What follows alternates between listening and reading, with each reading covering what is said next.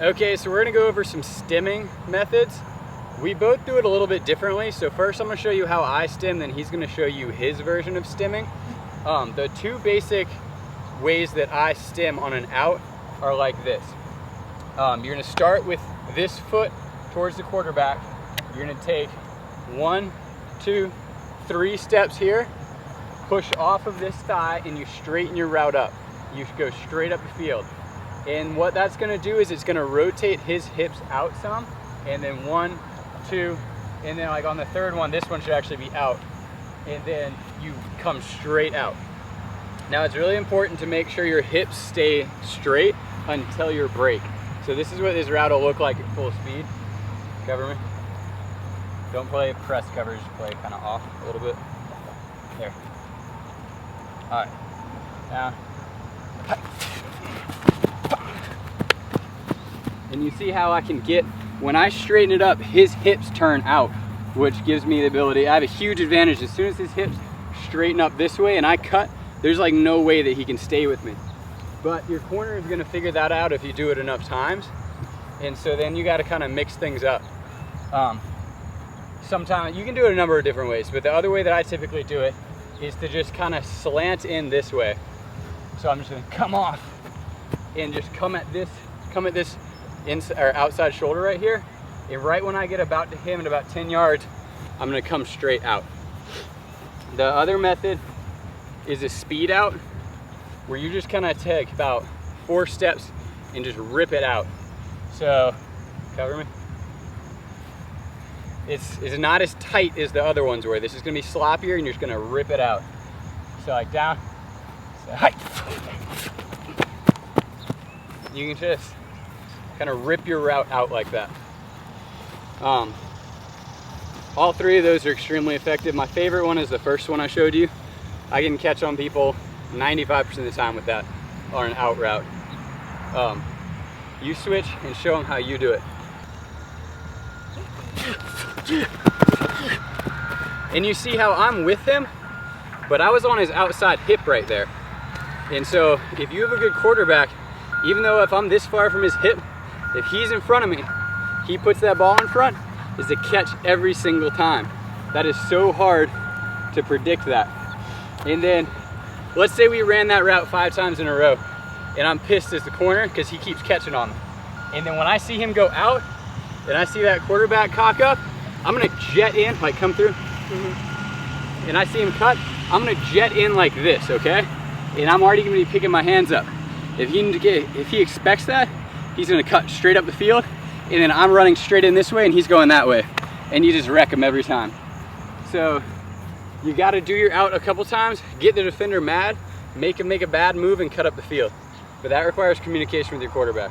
Well, first of all, every route is going to be run different, and it's always going to be based off of how the corner is playing on you. If the corner is playing up, you might not have the chance to run a nice looking stem. You're going to run a different type of route. The purpose of stemming is usually to get leverage on his hip, like what he was saying earlier. So if I stem to the right, him as a corner, his hips are going to turn this way, and then when I cut up, his hips will turn back that way, and I can go and I can make my cut against his hips. Or even as you just saw right there, because his was a little bit more harsh, it wasn't a very subtle one. A lot of times you will turn your hips in some when they cut it back up straight, but because his was so harsh out this way, I actually opened up straight out, but that's gonna have the same effect. If I open up straight out, because when I see him cut up, I think it's a foot race straight out. And then I drop my head some and I start pumping hard straight out. And when I pump into it to make that race, to not let him get ahead, as soon as I pump, he's gonna go out. But what am I doing? I'm back here. He's gonna make the catch, and then I'm gonna have to loop around and try to tackle him. The purpose of stemming is attack the hips. Attack the hips every time, and that's how you just get that foot that he was talking about, that the quarterback can just fit it in the hole and you're off for the races. There's a reason a lot of good receivers run 4.7 40-yard dashes. They're not that fast, but they know how to run their routes crisply, and they can really play off the defender's hips. It makes a huge difference. I don't care how fast you are, if you don't have your route techniques down, you're total trash. Okay, so now we're gonna go off of getting off the press. So if the corner's up on you, you're gonna have to first elude the corner within the first 3 yards and then commence with your route. If you can't get off the corner, then quarterback will never throw to you because it'll take too long for you to run your route. So the first one I'm going to teach you is the step back. And it's just that. The corner is going to be up here. Look at his body language. If he's leaning on his toes, he's probably trying to get in and get a good jam on you. So in that case, when I say go, I'll just step back. Just say, hey, you step back. And then after you do the step back, he's all the way extended. So extend like you were. So you step back, and then you hit with this hand and like that. And you run down the field with whatever route. It's really good because you'll be past the corner before he even knows it, especially if they're overly aggressive. This is the best. The reason that this works so well against the aggressive corner is because in his mind, like if I'm playing on him and I'm a corner, normally you're not gonna have a corner my size, but I'm gonna think, I'm just gonna bully him on the line. I'm just gonna put him on his ass, and I might the first 2 times. There's a good chance let's put him on his ass first 2 times, but it only takes 1 time of me getting too confident, and then I go to blow up, and what happens is I launch, he drops back, lets me go around, comes up, and then my momentum's forward, he's behind me, and I got my back to him. And then he's got the whole field to run on me. So it doesn't matter if I put him on his ass 3 times. If he can get up the field and get a touchdown, I lost that battle. Okay, so set, go. See, even that looks subtle, but if he can get me moving forward like that and then get around me, it's killer. Here. Depending on what level you're playing on, corners are gonna play differently, and it just depends on preference too. Sometimes they're gonna come at you with 2 hands, and that makes them a lot more vulnerable as a corner. What a corner is supposed to do more is just kind of use 1 hand and kind of get up in there and be ready for the foot race. So like, Try to do that. what I like to do is control which way I'm gonna push him to. So if I just push and stay in the middle, I'm still kind of vulnerable, but if I do this, if I push and then I step out here, he's gotta go all the way around me or in front of me. So I pretty much made him go in front of me, but if he decides to come this way, and I see it, because I'll know he's coming that way, I'm just gonna drop back, and then I'm still on him pretty good. So you gotta watch out for that. But most of you guys are gonna be playing in leagues where the corner kid, if he gets too aggressive, it's really not that hard to get off of him. All right, so he just showed you the kind of step back move where he dropped back more. And honestly, as a bigger receiver, I was never able to get that as smooth.